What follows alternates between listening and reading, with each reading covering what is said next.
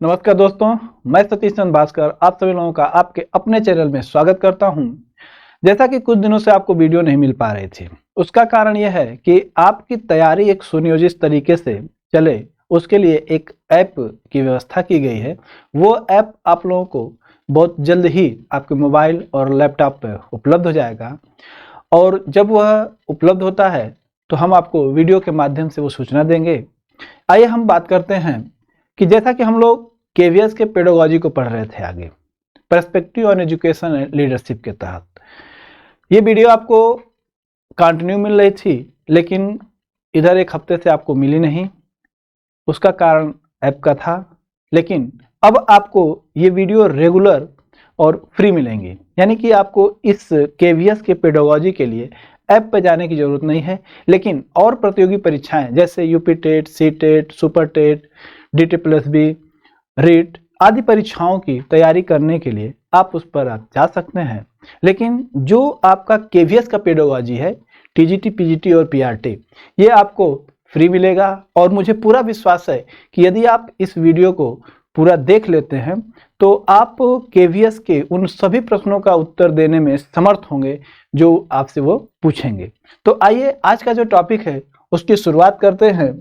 आज का जो टॉपिक है वो है हम लोगों का समाजीकरण, क्योंकि केवीएस के सिलेबस में दिया है उन्होंने कि प्राइमरी सोशलाइजेशन एजेंसी और सेकेंडरी सोशलाइजेशन एजेंसी। तो ये कैसे हैं, तो जो बालक का समाजीकरण होता है वो कैसे होता है, आइए देखें कि जो समाजीकरण है वो एक्चुअल में है क्या। तो सबसे पहले हम देखते हैं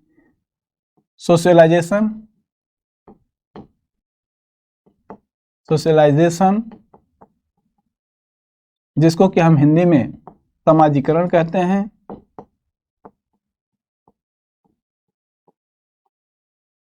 तो जो समाजीकरण है वह एक प्रक्रिया है, अर्थात ये कहा जा सकता है कि जो समाजीकरण है वो एक नियम या सिस्टम के तहत चलता है जिसके मुख्य दो कारक हैं, एक आपका समाज और दूसरा है आपका करण। तो हम यहाँ पे समाजीकरण को समझने के लिए उसके ही मुख्य रूप से जिन शब्दों से निर्माण हुआ है उसी से बात की शुरुआत करते हैं। तो जो पहला जो इसमें है, एक शब्द है समाज, जिसे कि हम सोशल कहते हैं, और दूसरा जो है वो करण। यहां पे हम देखें कि आखिर समाज किसे कहते हैं। तो जो समाज है वो क्या है, तो व्यक्तियों के मध्य पाए जाने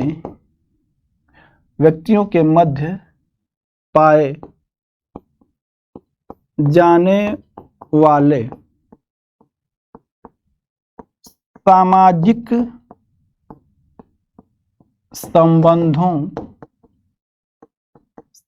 संबंधों के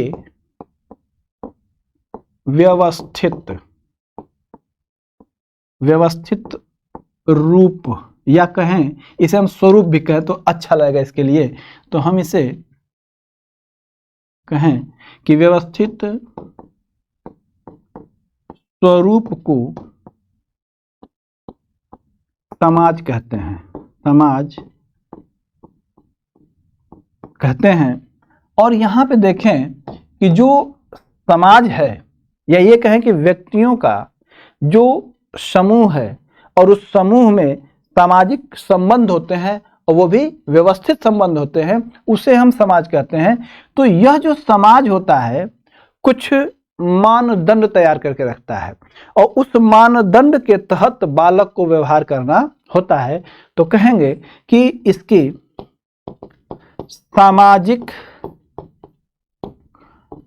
मानदंडों, जिसको कि हम कह सकते हैं सोशल नॉर्म्स, तथा सामाजिक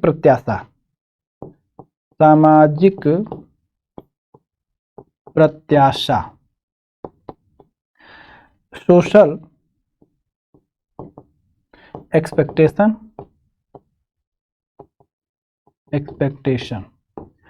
और इस सामाजिक मापदंडों तथा सामाजिक प्रत्याशा के अनुरूप यदि कोई बालक व्यवहार करता है, व्यवहार करना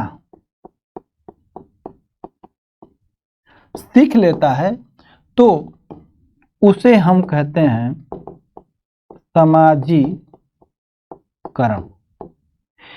इस तरीके से हम देखें कि जो समाजीकरण है वो क्या है, तो कह सकते हैं कि समाज के द्वारा जो सामाजिक मानदंड होते हैं तथा जो समाज की प्रत्याशा होती है उसके अनुसार अगर बालक व्यवहार करना सीख लेता है तो कहते हैं कि बालक ने समाजीकरण किया, या ये कहे कि बालक का समाजीकरण हो गया। इसके साथ देखें कि जो समाजीकरण है उसमें एक दूसरा पहलू है करण। अगर हम देखें कि करण क्या है, तो जो करण होता है इसका अर्थ होता है साधन, साधन या माध्यम, जिसे हम अंग्रेजी में एजेंसी कहते हैं, एजेंसी। और एजेंसी या साधन का अर्थ अगर हम देखें तो करण का उपयोग वहां किया जाता है जहां पे से लगा हो, या ये कहें कि से के अर्थ में करण, और करण का अर्थ होता है साधन या माध्यम। जैसे मोहन ने श्याम को तीर से मारा, तो मोहन ने श्याम को मारा, किससे मारा?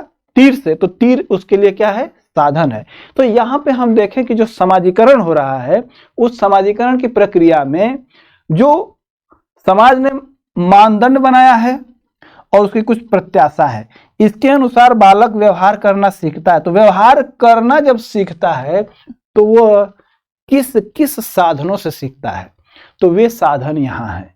तो ये साधन कौन कौन से हैं? तो इन साधनों को हम मुख्य रूप से दो भागों में बांटकर अध्ययन करेंगे, समझने की कोशिश करेंगे। तो जो पहला है वो है प्राथमिक माध्यम या साधन, और एक है द्वितीय माध्यम या साधन। तो जो प्राथमिक माध्यम है उसके अंतर्गत हम किन किन सामाजिक समूहों को रखते हैं, या ये कहें कि समाज के जो कारक हैं उनको रखते हैं। तो प्राथमिक में हम रखते हैं पहले माता पिता, या ये कहें कि हम परिवार भी कह सकते हैं। तो माता पिता के स्थान पर अगर हम परिवार रखते हैं तो और अच्छा होगा, तो इसे हम कहें परिवार। फिर इसके बाद पड़ोस, तीसरा है क्रीड़ा स्थल, चौथा है ये कह सकते हैं नातेदारी यानी रिश्तेदार, और अगला है आपका विवाह। इससे भी आपका समाजीकरण होता है। और अगर हम देखें कि जो द्वितीय माध्यम है या द्वितीयक एजेंसियां हैं वे कौन कौन सी हैं, तो इसमें हमारा होगा शैक्षिक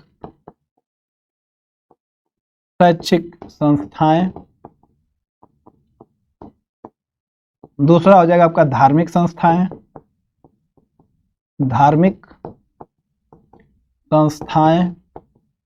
तीसरा है आपका सांस्कृतिक,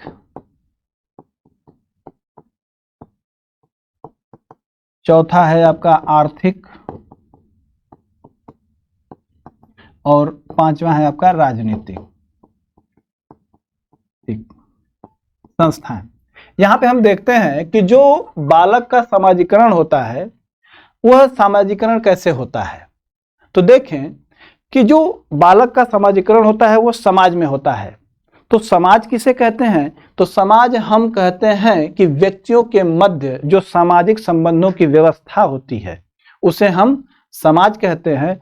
और समाज कुछ मानक तय करके रखता है, कुछ प्रत्याशा रखता है, और बालक अगर उसके अनुरूप व्यवहार करता है तो कहते हैं कि उसका हो रहा है समाजीकरण।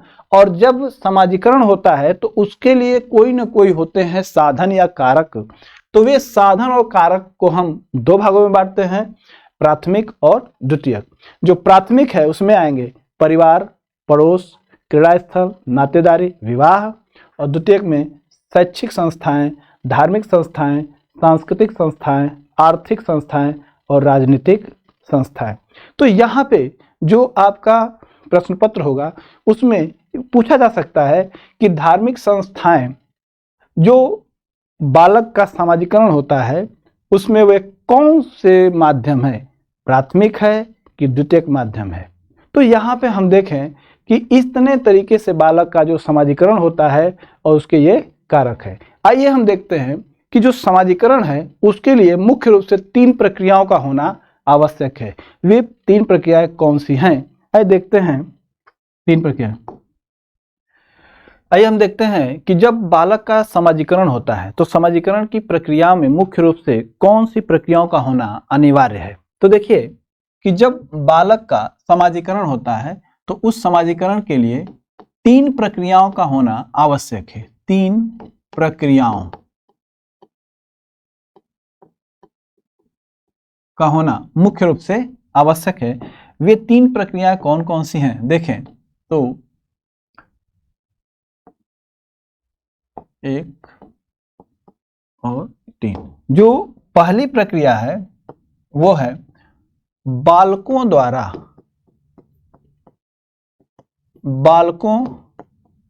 द्वारा सामाजिक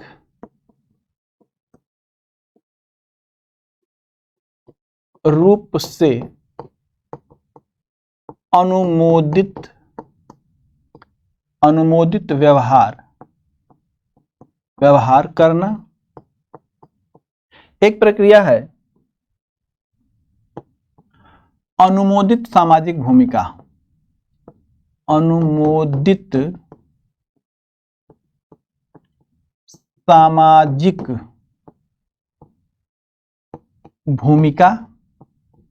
और एक जो मुख्य रूप से प्रक्रिया है वो होना है वो है आपका सामाजिक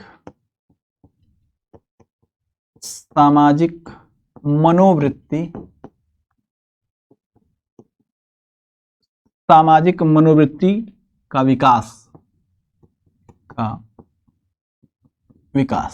यहां पर देखें कि जब बालक का समाजीकरण होता है तो उस समाजीकरण की प्रक्रिया में मुख्य रूप से 3 उप प्रक्रियाओं का होना, ये कहें कि 3 प्रक्रियाओं का होना अनिवार्य रूप से चाहिए। वे है बालकों द्वारा सामाजिक रूप से अनुमोदित व्यवहार करना, अनुमोदित सामाजिक भूमिका का निर्वहन करना और सामाजिक मनोवृत्ति का विकास करना। आइए इसके मायने क्या होते हैं देखें तो जो बालक होता है उसके अंदर कैसे विकास होता है। तो देखिए जो भी समाज होता है वह प्रत्येक जो सामाजिक समूह होते हैं वह कुछ मानक बनाते हैं और कुछ मानदंड। तो जो बालक है उन मानकों और मानदंडों के अनुसार व्यवहार करता है। तो यह आवश्यक नहीं है केवल कि बालक केवल उन मानकों और मानदंडों को जाने। तो यह कह सकते हैं कि बालक को चाहिए कि उन मानकों और मानदंडों को जाने, अर्थात जानना भी चाहिए और साथ में उसके अनुसार, उनके अनुसार व्यवहार करना चाहिए। अर्थात ये हुआ कि जो समाज है उस समाज ने जो मानक और मानदंड बनाए हैं उनको जानना भी आवश्यक है और उनके अनुसार व्यवहार करना भी आवश्यक होता है। दूसरी प्रक्रिया है कि अनुमोदित सामाजिक भूमिका। ये देखें कि जो अनुमोदित सामाजिक भूमिका है यहां पे देखें कि जो समूह होता है वह समूह कुछ निर्धारित तथा अनुमोदित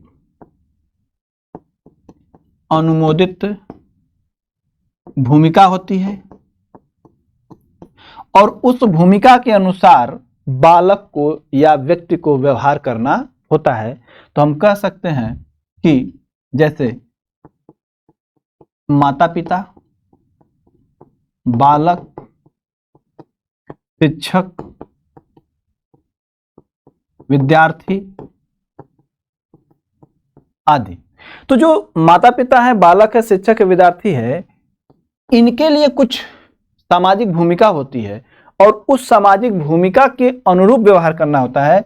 तो कह सकते हैं उनके अनुरूप व्यवहार, उनके अनुरूप व्यवहार। आगे है सामाजिक मनोवृत्ति का विकास। देखिए, सामाजिक मनोवृत्ति का अर्थ है कि समाज के मापदंडों और मानकों के अनुरूप अपने मस्तिष्क में एक धनात्मक मनोवृत्ति विकसित करना। अर्थात कि बालक को चाहिए कि जो समाज की क्रियाएं होती हैं, समाज के नियम और कायदे कानून होते हैं, उनके प्रति वो अपने मस्तिष्क में धनात्मक मनोवृत्ति विकसित करे। कैसी विकसित करे? धनात्मक, या ये कहें कि सकारात्मक मनोवृत्ति विकसित करे, ताकि वह समाज में समायोजन कर सके, समाज में समायोजन कर सके। देखें कि जो समाजीकरण है उसकी मुख्य रूप से 3 प्रक्रियाएं हैं। एक है बालकों द्वारा सामाजिक रूप से अनुमोदित व्यवहार करना, अर्थात जो मानक और मानदंड है उनको जानना भी चाहिए और उनके अनुसार व्यवहार भी करना चाहिए। दूसरा जो है अनुमोदित सामाजिक भूमिका, अर्थात बालक के रूप में, शिक्षक के रूप में, विद्यार्थी के रूप में, माता पिता के रूप में जो अनुमोदित व्यवहार बनाए गए हैं उसके अनुरूप या उसके रूप में व्यवहार करना चाहिए। और सामाजिक मनोवृत्ति का विकास, यानी कि समाज के प्रति बालक को अपने अंदर धनात्मक मनोवृत्ति, सकारात्मक मनोवृत्ति विकसित करनी चाहिए। अब हम देखते हैं कि जो बालक है उसका जो समाजीकरण हो रहा है वो भिन्न भिन्न अवस्थाओं में कैसे होता है। तो यहाँ पे हम पीपीटी के माध्यम से देखें कि जो समाजीकरण है, जिसको कि हमने अभी सीखा कि समाजीकरण क्या होता है। अभी हम लोगों ने देखा कि समाजीकरण की प्रक्रिया में मुख्य रूप से कौन कौन से उप प्रक्रियाएं होती हैं, और अब हम देखते हैं कि जो समाजीकरण है बालक का वो भिन्न भिन्न अवस्थाओं में कैसे होता है। तो यहाँ पे देखें कि जो प्रारंभिक बाल्यावस्था है उसमें जो बालक का समाजीकरण है वो कैसे हो रहा है। तो जो बालक है वो सामाजिक व्यवहार को सीखता है। तो जो बालक है प्रारंभिक बाल्यावस्था का, उसके अंदर कैसे समाजीकरण होगा। तो देखें कि वह सामाजिक व्यवहार है, कौन कौन से सामाजिक व्यवहार है जिसको सीख रहा है। तो पहला है आपका अनुकरण, या ये कहें कि बालक जो है उसका जो समाजीकरण हो रहा है वो अनुकरण के द्वारा हो रहा है। कैसे अनुकरण? यानी कि वैसे व्यक्ति के व्यवहार का अनुकरण, वैसे व्यक्ति के व्यवहार का बालक अनुकरण करता है जिसके व्यवहार को समाज के मानदंडों के अनुरूप अधिक होता है। अर्थात किसी भी व्यक्ति का कोई भी बालक अनुकरण तभी करता है जब जानता है कि इसका जो व्यवहार है वो समाज के मानदंडों के अनुरूप है, समाज उसके व्यवहार को समझता है, सम्मान देता है। तो बालक भी अनुकरण के माध्यम से उस दूसरे व्यक्ति के व्यवहार का अनुकरण करना शुरू कर देता है।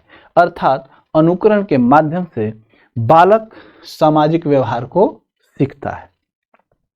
इस उम्र में प्रतिद्वंदिता का प्रभाव, यहां पर देखें कि प्रतिद्वंदिता का प्रभाव कैसे समाजीकरण पे है। तो अपने आप को दूसरे से आगे करने के लिए वो मानदंडों को सीखता है। यानी कि अगर 2 बालक हैं तो एक बालक समाज के मानदंडों को तेजी से सीखता है तो दूसरा बालक भी उस चीज को देखकर, या ये कहें कि मैं उससे आगे निकल जाऊं, उसके परिप्रेक्ष्य में वह बालक भी उन मानदंडों को तेजी से सीखने लगता है। यानी कि प्रतिद्वंदिता के कारण बालक उन मानदंडों को तेजी से सीखता है और बालक का समाजीकरण भी बहुत तेजी से होता है। प्रतिद्वंदी समझकर अगर उससे लड़ाई करता है तो बालक का जो समाजीकरण है वह बंद हो जाता है या बहुत धीरे धीरे होता है। अगला है सामाजिक अनुमोदन की इच्छा, समाज द्वारा की गई अपेक्षाओं को पूरा करने की कोशिश जिससे समाजीकरण तेजी से होती है। या ये कहें कि बालक जो है समाज द्वारा दी गई अपेक्षाओं को पूरा करना चाहता है, जिसके कारण बालक का समाजीकरण बहुत तेजी से होता है। किसका? बाल्यावस्था के बालक का। सहानुभूति अगला बिंदु है, सहानुभूति। तो यहाँ पे हम देखें कि जो बालक है उसका जो समाजीकरण सहानुभूति के माध्यम से कैसे होता है, तो सहानुभूति तब तक नहीं आती जब तक कोई दूसरे को दुख में देखकर सहानुभूति करते हुए बालक को देख न ले। अर्थात यहाँ पे सेंटेंस में कहा जा रहा है कि बालक के अंदर सहानुभूति कब आती है? तो सहानुभूति तब आती है जब देखता है कि कोई व्यक्ति दुखी है, और जब कोई व्यक्ति दुखी होता है तो दुखी है तो देखता है कि कोई उसकी मदद कर रहा है, तो जब मदद करता है तो देखता है कि नहीं नहीं मुझे भी मदद करनी चाहिए, तो वह दूसरे को देखकर यानी कि मदद को देखकर उस बालक के अंदर भी सहानुभूति आना शुरू हो जाती है। ये कहे कि कैसे हम दूसरे की मदद करें, उसके एवज में उसके अंदर समाजीकरण विकसित होता है।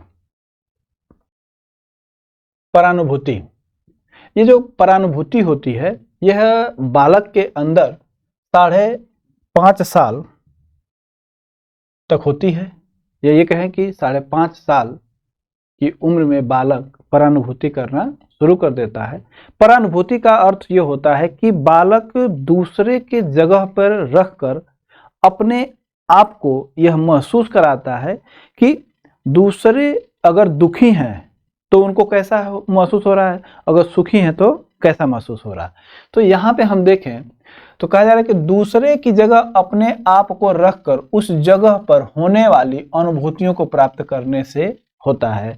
अर्थात बालक दूसरे के दुख को और दूसरे के सुख को अनुभव करता है उनके स्थान पर रखकर।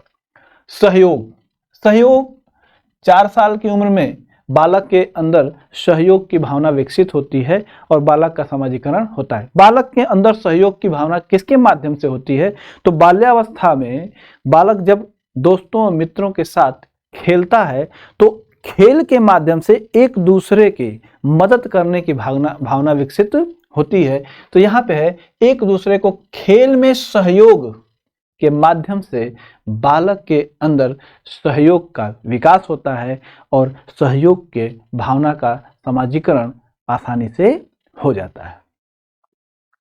आसक्ति व्यवहार, अटैचमेंट बिहेवियर, ये हार्दिक संबंध स्थापित यानी कि बालक जो होता है वह बचपन में माँ के साथ या पिताजी के साथ एक हार्दिक संबंध स्थापित, हार्दिक संबंध का अर्थ है कि वह घनिष्ठ तौर पर जुड़ा रहता है।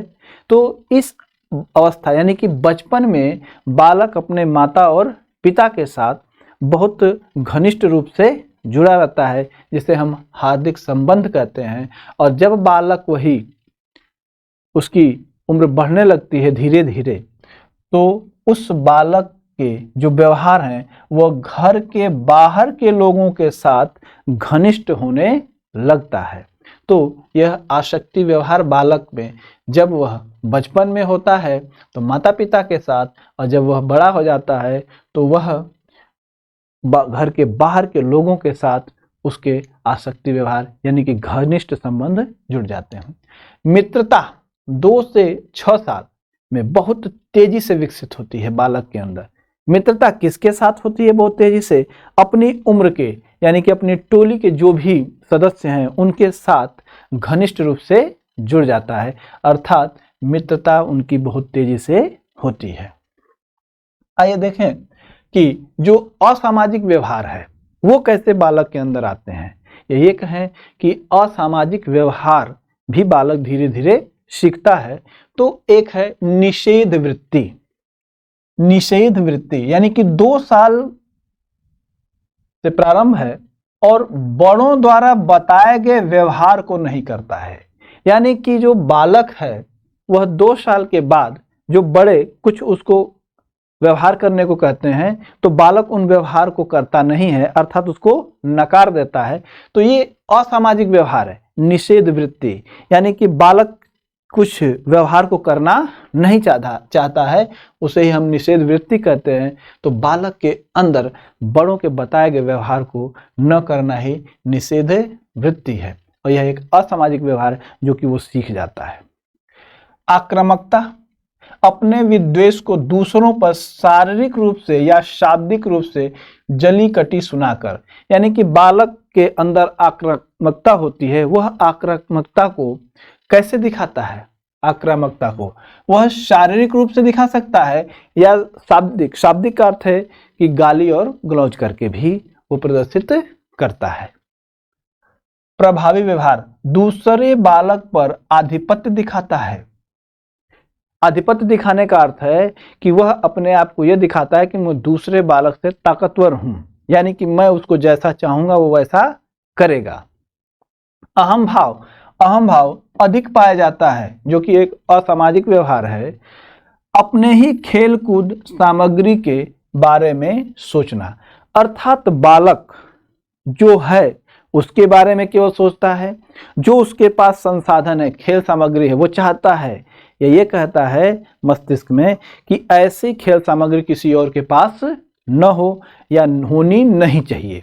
और अपने बारे में सोचना, खेल कूद में हो चाहे जो भी कुछ हो, वो सिर्फ और सिर्फ अपने बारे में ही बालक सोचना शुरू करता है। इसे ही हम कहते हैं अहम भाव। और इस अवस्था या ये कहें कि इसमें यह अगर विकसित हो जाता है उसे हम असामाजिक व्यवहार कहते हैं, इसे हम सामाजिक व्यवहार नहीं कहते हैं। पूर्वाग्रह या पूर्वधारणा, इसकी नींव 2 से 6 साल की उम्र में पड़ती है। पूर्वाग्रह या पूर्वधारणा का अर्थ होता है कि पहले से जो अनुभव किया है बालक ने, वो कुछ नई चीजों को सीख रहा है, देख रहा है, समझ रहा है, तो उसके आधार पर देखता है। ये कहें कि पहले से जो भी उसके अंदर विचार है उसके आधार पर नई चीजों को गलत और सही कह रहा है या गलत और सही पहचान रहा है, यही कहलाता है पूर्वाग्रह या पूर्व धारणा।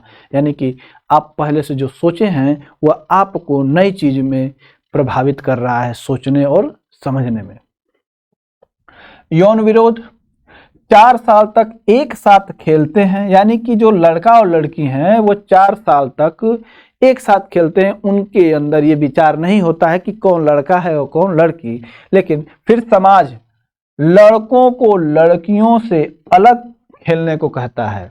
अर्थात यहाँ से बालक जो होते हैं, अब वहाँ पे लड़का और लड़की की भावना गार्जियंस देने लगते हैं कि तुमको लड़कों के साथ नहीं खेलना है, तुमको लड़कियों के साथ नहीं खेलना है, या तुमको लड़की हो तो लड़की के साथ खेलो और लड़के हो तो लड़के के साथ खेलो। यहाँ पे इस समाज के या माता पिता के द्वारा जो बताई जाते हैं बातें वो यौन विरोधी होती हैं, अर्थात लड़के और लड़कियों में भेद करना। यहाँ से वो बालक सीखना शुरू कर देता है, जो कि एक असामाजिक व्यवहार की श्रेणी में रखा गया। तो अलग खेलने, अन्य कार्य अलग करने पर बल डाला जाता है, जिससे उसमें सेक्स विरोध की भावना का विकास होता है। अर्थात लड़के लड़कियों से दूर हो जाते हैं और जो लड़कियां हैं वो लड़कों से दूर हो जाती हैं। तो ये है आपका असामाजिक व्यवहार। आइए देखते हैं उत्तर बाल्यावस्था में सामाजिक विकास। उत्तर बाल्यावस्था को टोली की उम्र भी हम कहते हैं, और यह 6 से 12 या 13 साल की उम्र में होता है या उम्र तक होता है। और इस अवस्था में के प्रमुख व्यवहार हैं क्या क्या? सामाजिक अनुमोदन। सामाजिक अनुमोदन यानी मित्र उसके व्यवहार, पोशाक, वाक्य की प्रशंसा करें। सामाजिक अनुमोदन का अर्थ ये हुआ कि इस उम्र का बालक यह सोचता है, समझता है कि जो भी उसके मित्र हों उसको उसके पोशाक की, उसके बोलने की और उसके व्यवहार की प्रशंसा करें। अति संवेदनशीलता यह घर के भीतर दिखाई देती है। अति संवेदनशीलता घर के भीतर दिखाई देने का अर्थ है कि जो बालक होता है उसके माता पिता जो होते हैं उस तरीके का व्यवहार बहुत ज्यादा, जैसे उसका दुलार करना, उसको बहुत केयर जो करने की बात होती है वो, तो ये जो केयर करने की बात है बहुत ज़्यादा दिखाई देती है वो घर के भीतर अर्थात माता पिता के द्वारा। तो यह अति संवेदनशीलता का जो भाव है उसके अंदर वह घर के भीतर ही दिखाई देता है और उसके अंदर भी ये भाव जागृत होते हैं और उसको वो सीखता भी है। ये कहें कि अति संवेदनशीलता के भाव बालक के अंदर आने शुरू होते हैं। प्रतिस्पर्धा, 3 प्रकार की प्रतिस्पर्धा की बात की जा रही है। एक तो होती है कि जो उसकी टोली होती है, तो टोली के भीतर यानी कि आपस में ही प्रतिस्पर्धा होती है और उसके कारण उनके अंदर कलह और द्वेष का विकास होता है। टोली से दूसरी टोली के बीच में तब एकता तथा आपस में सहयोग, एक टोली से दूसरी टोली, और टोली तथा समाज के संगठित एजेंसी के कारण स्वतंत्र होने के गुण उसके अंदर आते हैं। तो ये प्रतिस्पर्धा के 3 रूप हैं।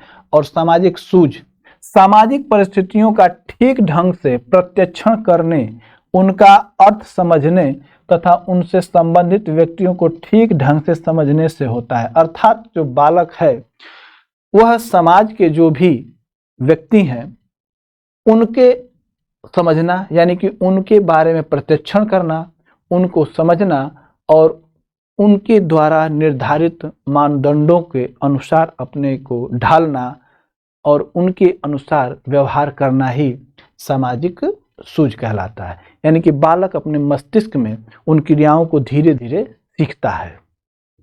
अब हम देखते हैं कि जो किशोरावस्था है, किशोरावस्था में सामाजिक जो विकास है या अर्थात कि सामाजिक विकास को हम कहते हैं कि बालक का समाजीकरण। समाजीकरण तो देखिए कैसे, 13 से शुरू हो रहा है, 19-20 साल तक चलेगा।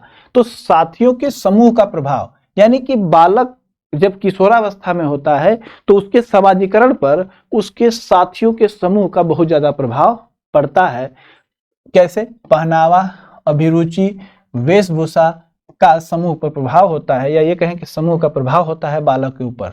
लेकिन किशोरावस्था के अंतिम स्तर पर उपरोक्त समाप्त हो जाती हैं चीजें ये, तथा वह स्वतंत्र परिचय बनाने में अधिक अभिरुचि देता है। अर्थात साथियों के समूह का जो प्रभाव है वो किशोरावस्था में तो खूब है, लेकिन उसके बाद अब वह स्वतंत्र रूप से रहना चाहता है। सामाजिक व्यवहार में परिवर्तन, कैसे परिवर्तन? शुरुआत तक अपने अपने लिंग के तरफ अधिक आकर्षित होते हैं।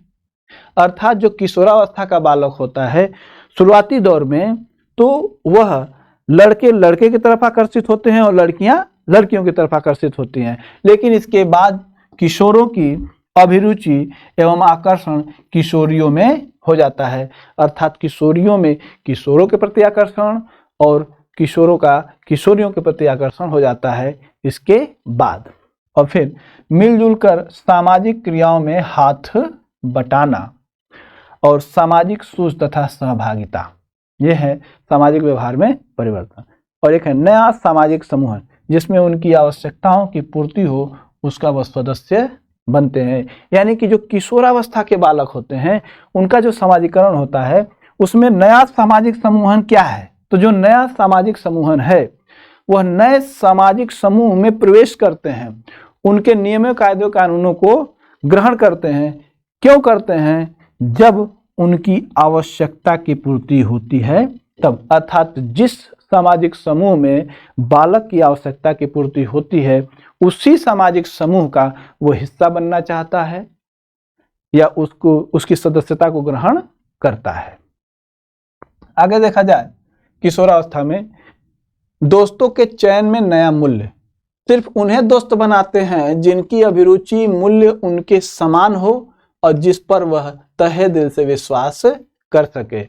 अर्थात पहले के जो दोस्त थे अब उन दोस्तों में परिवर्तन करता है, अब नए दोस्त बनाता है। नए दोस्त बनाने का अर्थ है कि जो इसके मूल्य बदल रहे हैं वह मूल्य जब किसी नए व्यक्ति में देखता है तो उसके अनुसार, या ये कहें कि अपना जैसा विचार है, अगर वैसे लोग उसके मिलते हैं तो उनके साथ वो दोस्ती करना पसंद करता है। तो वही है दोस्तों के चयन में नया मूल्य। तो नए मूल्यों का विकास भी हो जाता है, यानी कि जिस व्यक्ति में वे लक्षण दिखाई देते हैं, या ये कहें कि जिसको ये पसंद करता है वैसे लक्षण उसमें दिखाई देते हैं, तो उनको दोस्त बनाता है। और कुछ हद तक उस दोस्त के व्यवहार को भी ये धारण करता है। उसी को कहा जा रहा है दोस्तों के चयन में नया मूल्य। सामाजिक स्वीकृति में नया मूल्य, सहयोगिता, उत्तरदायित्व, अच्छे तौर तरीका, ये है बालक के अंदर नए मूल्यों का विकास। और नेताओं के चयन में नया मूल्य, कई तरह के सक्रिय समूह, ये कहें कि जो बालक है किशोरावस्था का, इस अवस्था में जो कई तरह के जो सक्रिय समूह होते हैं, ग्रुप बना के काम करते हैं, वे ग्रुप बालक को बहुत ज्यादा प्रभावित करते हैं। और उनके जो नेता होते हैं, नेताओं के चयन में नया मूल्य, यानी कि जो सक्रिय समूह है, वह समूह अगर इस बालक के अनुसार व्यवहार करता है तो यह बालक उस सक्रिय समूह की ओर आकर्षित होता है। और उसके जो नेता होते हैं, यानी कि जो उसके अग्रणीय लोग हैं, जैसा कार्य करते हैं वैसा कार्य बालक भी करना शुरू कर देता है। अर्थात यह उस समूह का सदस्य भी बन जाता है और उसके जो नेता होते हैं उन्हीं की तरह उठना, बैठना, चलना, सारा कुछ सीखना शुरू कर देता है। तो यही है नेताओं के चयन में नया। नेताओं का अर्थ ये नहीं है कि नेताओं का अर्थ है वो अपना हीरो किसी को बना सकता है, शिक्षक भी उसका बन सकता है नेता, समाज के कोई भी सदस्य बन सकता है, उसके माता पिता भी बन सकते हैं, या कोई सक्रिय समूह जो चल रहा है उसका नेता भी इसका नेता बन सकता है। नेता मीन्स हीरो बन सकता है। अब हम लोग आगे देखेंगे कि वे जो प्राइमरी सोशल एजेंसियां हैं और सेकेंडरी सोशल एजेंसियां हैं वो कैसे समाजीकरण बालक का करती हैं, उनको हम लोग देखते हैं अगले वीडियो में। मिलते हैं अगले वीडियो में। धन्यवाद।